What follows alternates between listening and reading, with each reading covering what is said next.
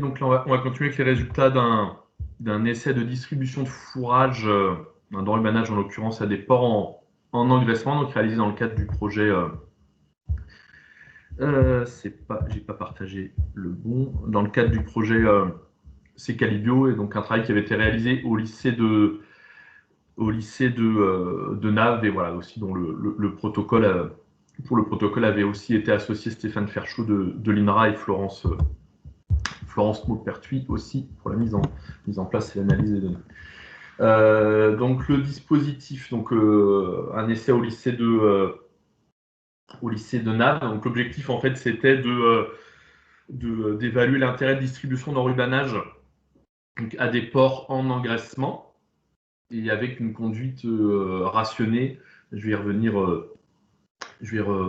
dessus. Et donc l'essai démarrait en sortie de post-sevrage, donc tout le monde avait avait la même alimentation et le même suivi en post-sevrage.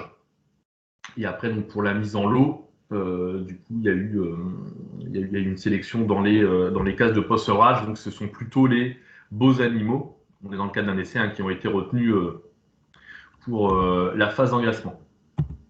Voilà, donc démarrage et post-sevrage au sein du même lot.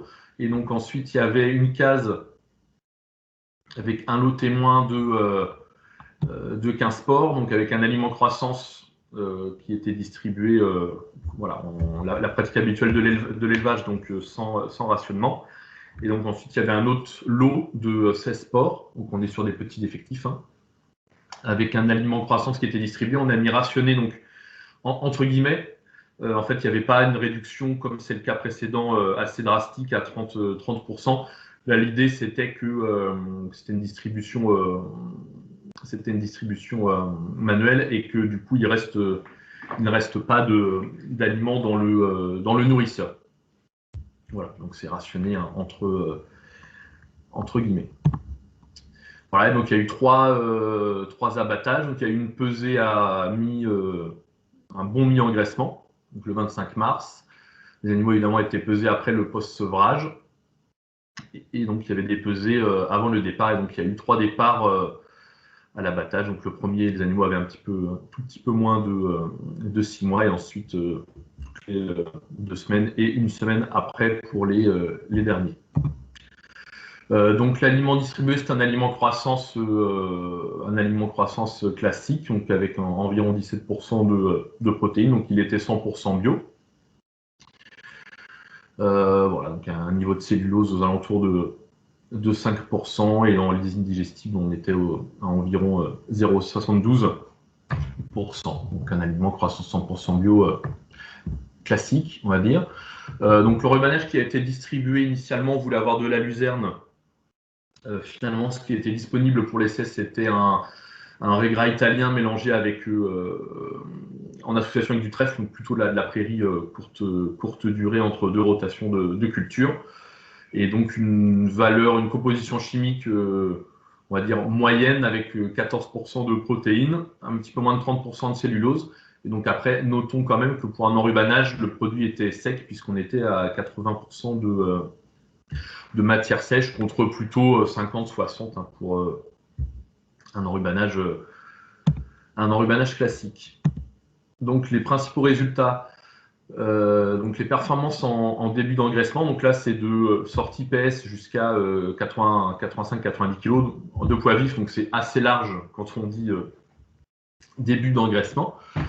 Donc un premier élément à noter, c'était qu'à la mise en lot, le lot essai, donc qui recevait l'enrubanage, faisait 6 kg de moins que le lot témoin, donc ce qui a pu générer un petit biais pour l'essai. Globalement. Voilà, donc le poids, on a fait évidemment un traitement statistique et c'était significativement plus faible dans notre cas. Sur la période, il y a eu une croissance qui était à peu près comparable. Et les animaux, là, au 25 mars, le lot essai enrubanage faisait 85 kg pour 90 pour le lot témoin. Donc le retard n'avait pas été compensé au début de l'engraissement, mais il le sera, on verra, par la suite. Sachant qu'ils ont consommé un petit peu moins d'aliments, parce qu'on est à 120 kg sur cette phase-là par cochon, pour le lot essai, contre 130 pour le lot témoin. Ils avaient donc de l'enrubanage à volonté à manger à côté. Pardon. Si on fait le bilan du post-sevrage à la vente, donc le poids moyen avant abattage, donc il est très similaire. Donc la différence de poids a pu être, dans notre cas, rattrapée avec un gain de poids total supérieur pour le lot essai. Donc on a des âges à l'abattage qui sont assez proches, 186,5 en moyenne contre 185. Donc évidemment c'est en trois abattages, donc il y avait quand même quelques animaux un petit peu plus traînards. Voilà, donc du coup là le fait d'avoir une conduite en ayant de l'enrubanage à volonté et d'avoir un rationnement partiel de l'alimentation, ça a permis de consommer un petit peu moins d'aliments. Alors, donc les résultats d'abattage, donc on est sur des carcasses très lourdes, parce qu'on est sur du 104 et du 105 kg. Et donc le TMP, pour le coup, dans les deux cas, il est assez faible. On a même un TMP qui est plus faible pour le lot enrubanage et un peu rationné. On pensait que ça aurait été l'inverse, notamment vu de résultats de travaux précédents à l'INRA, qui avait un peu guidé les choix faits dans cet essai. Voilà. Et donc après, le TMP faible s'explique aussi parce que les animaux ont des poids de carcasse qui sont vraiment élevés et que la conduite alimentaire est globalement assez libérale. Donc si on fait le bilan économique, donc le coût alimentaire par porc, là on était sur juste sur la phase engraissement, après le post-sevrage, on était sur 103 euros par porc contre 113 pour un poids de carcasse qui est très proche. Donc chaque cochon a consommé 40 kg d'enrubanage sur la période, donc ça fait une consommation significative. Et le coût d'enrubanage, donc il a été calculé à 8 euros par porc sur la période. Et donc le coût alimentaire par porc, on voit qu'il est relativement comparable, parce que ça se joue à 2 euros, sachant quand même que sur la période retenue, il y a eu plus de gains de poids quand même pour le lot essai, comme les animaux ont fait le même poids à la fin, mais étaient plus petits au début. Donc voilà, à retenir que là, cette conduite alimentaire-là, avec un petit peu moins d'aliments consommés, mais de l'enrubanage, dans notre cas, ça permet de valoriser une ressource produite sur la ferme et sans pénaliser le coût alimentaire.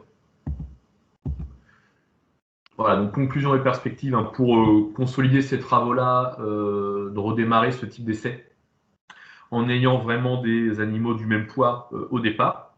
Parce qu'en fait, là, le lot enrubanage était pénalisé dès le début, donc on peut dire à minima qu'on est sur quelque chose de comparable, mais en ayant le même poids de départ, peut-être que les résultats auraient été un petit peu différents. Et que dans notre cas où l'aliment, c'est de l'aliment du commerce acheté, ça permet, pour un même niveau de global de performance des animaux, d'améliorer l'autonomie alimentaire sur l'élevage et sans augmenter le coût.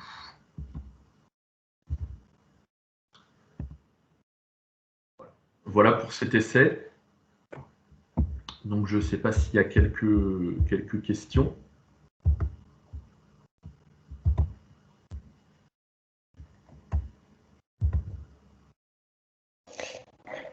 Alors, oui, il y a une question sur la quantité d'enrubanage consommée par porc. Et donc, c'était une donnée qui était dans un des tableaux. C'est donc 40 kg d'enrubanage qui était consommé par porc sur la période de l'essai. Et une autre question sur la génétique des porcs durant cet essai. Alors, les mères sont des Naïma et c'est croisé avec du Piétrin. Et une autre question sur la pénibilité de la distribution à l'échelle de l'élevage, donc la distribution d'enrubanage à l'échelle de l'élevage. Ouais, alors dans notre cas, ça a été très simplifié. En fait, il y avait des bottes d'enrubanage qui étaient posées dans la case avec les porcs, en fait. Et ils se servaient dedans. Donc, ce qui fait que la crainte principale, ça permettait de simplifier. La crainte principale était que le fourrage sèche trop et devienne peu peu appétant, mais finalement, ça n'a pas posé énormément de problèmes. Et une question sur les éventuelles pertes d'enrubanage à la distribution, donc liées au fait que les ports en gâchent ou pas. Ouais, alors j'ai pas les chiffres en tête, mais l'observation là du lycée, c'était de dire qu'il y en avait finalement relativement peu de gaspillage. Parce que c'était aussi une crainte de mettre la botte directement dedans. Il y en a certainement plus que dans d'autres modes de distribution. Mais voilà, ils considéraient que c'était relativement faible. Et une dernière question sur l'aliment consommé qui est présenté, c'est bien égal à l'aliment concentré distribué. Ouais, oui, c'est de l'aliment, ouais. Voilà. Et on a fait le tour de toutes les questions.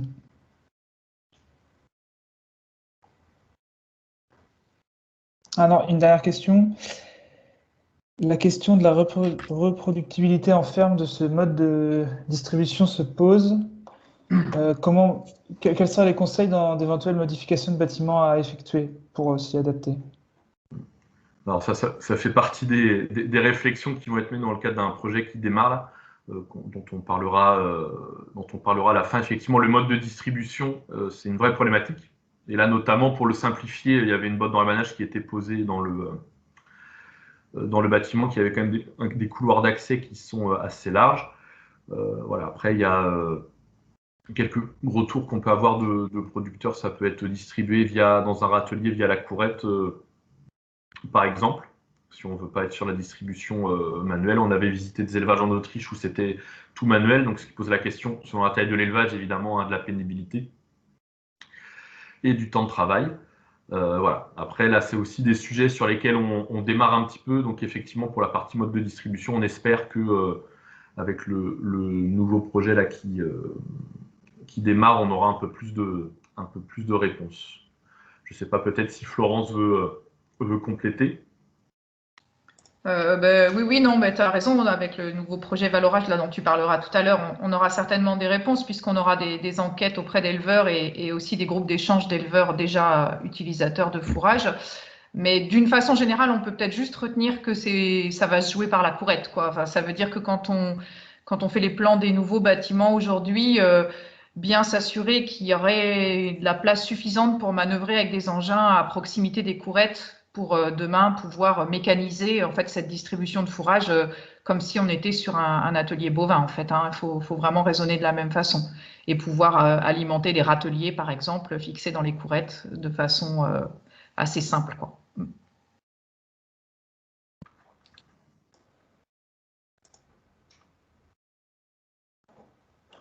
Ok. On a fait le tour des questions. Bien, on va pouvoir enchaîner.